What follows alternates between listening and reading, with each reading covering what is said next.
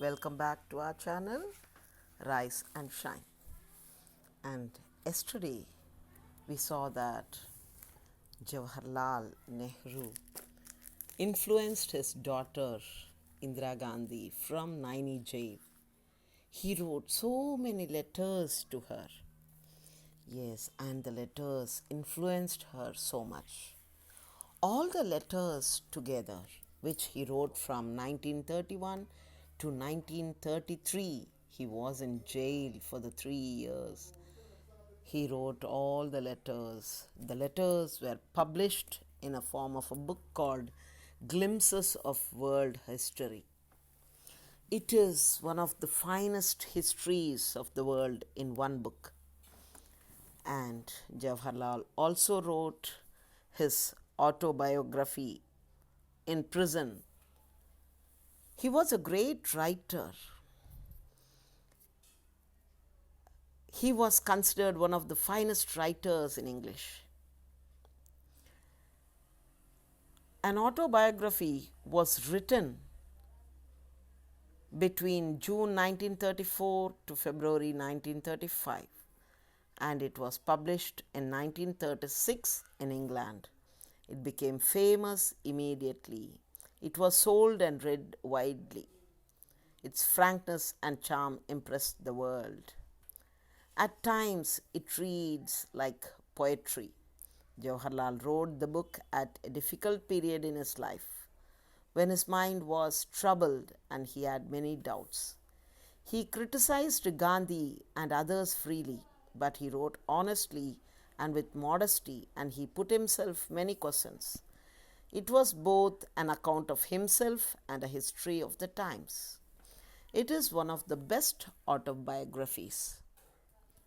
Jawaharlal again was imprisoned in Ahmednagar Fort in 1942 and had to stay there for nearly 3 years again. There he wrote The Discovery of India. This too became a famous book. It deals with India's long past, then with the problems of the present, and gives a glimpse of the future. It is living history. The past comes back to life in Jawaharlal's pages. He had traveled widely in the country and he knew the different people of different parts very well. He realized how diverse they were, yet how they were one people. He discovered India and her people, and the book shows his great love for them. Jawaharlal's life in prison was not wasted. He made the best use of his time. He wrote 3 great books while he was in prison. Yes. Jawaharlal's closeness with Mahatma Gandhi. As Gandhi told, Jawaharlal was a jewel of India, and Jawaharlal told that Gandhi was his master. So both of them were very close, and Gandhi, when Gandhi went for Dandi Yatra, yes, that was the time in 1930, Salt Satyagraha, where Gandhi, Jawaharlal Nehru, and many others were arrested. And Jawaharlal Nehru lost his wife, Kamala Nehru, in 1936. His mother, Swarupa Rani, also died.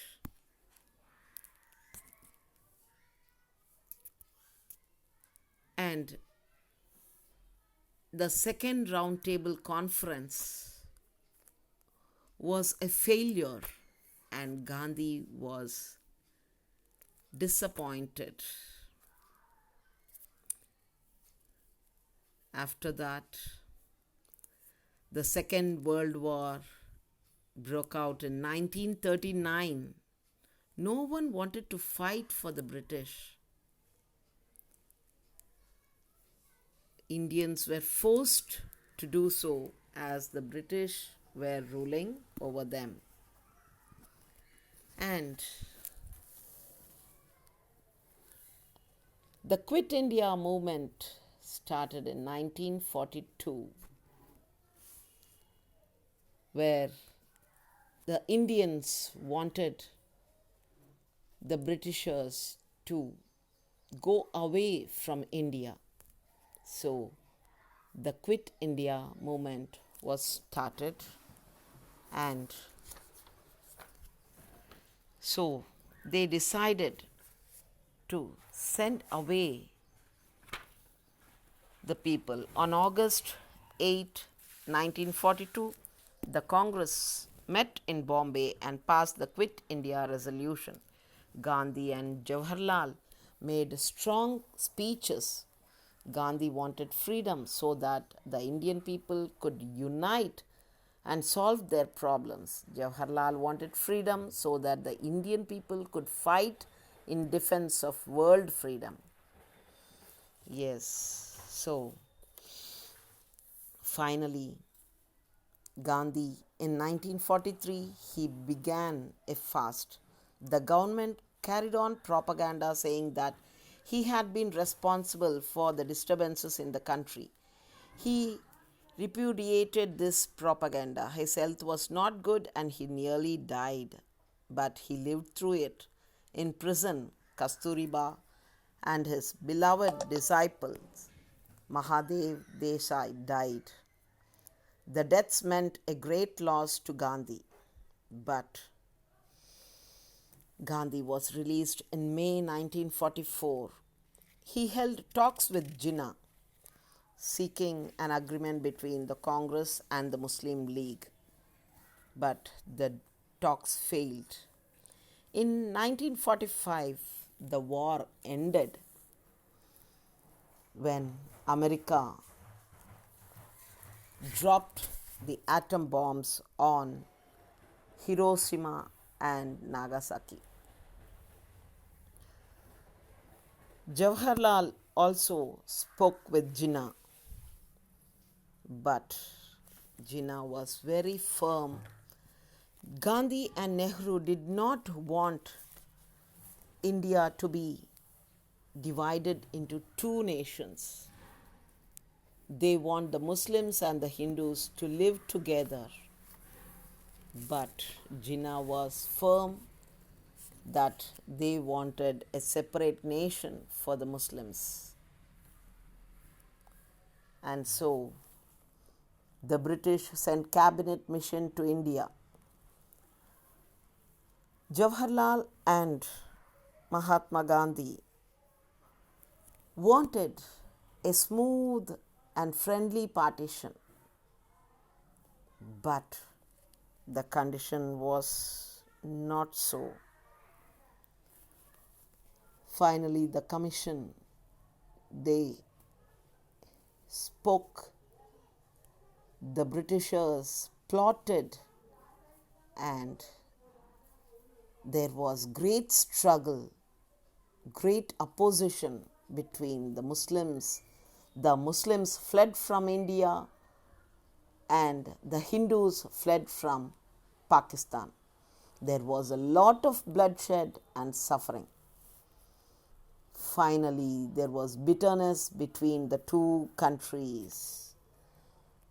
In 1947, August 15th, India was declared independent and Pakistan was separated. The partition was declared, but Jinnah wanted a very large part of India where Muslims lived under a separate nation, but he did not get much. So India had to be separated. In 1946, the members of the interim national government are here. So finally India was announced independent, and Jawaharlal Nehru being sworn in as the first prime minister of independent India in 1947. And with this, let me end my episode here, children, so that we can learn more in the next episode of how Jawaharlal ruled over, how he worked for the peace of the entire world, and what he did. So, my dear children, after a great struggle, after so much of struggle, India got its independence. So, the leaders lost their wives, the leaders lost their everything, their properties, their lives, their families, and such great was the loss of many leaders. They happily accepted everything, and finally, in 1947, India was declared independent. So, children, this is how we got independence. Not only Jawaharlal and Mahatma Gandhi, there are innumerable number of people who struggled for the freedom. And in tomorrow's episode, we will see the work of Jawaharlal Nehru, how he worked for the nation and as well as a peacemaker of the world. Okay, children, stay safe, stay home. Bye.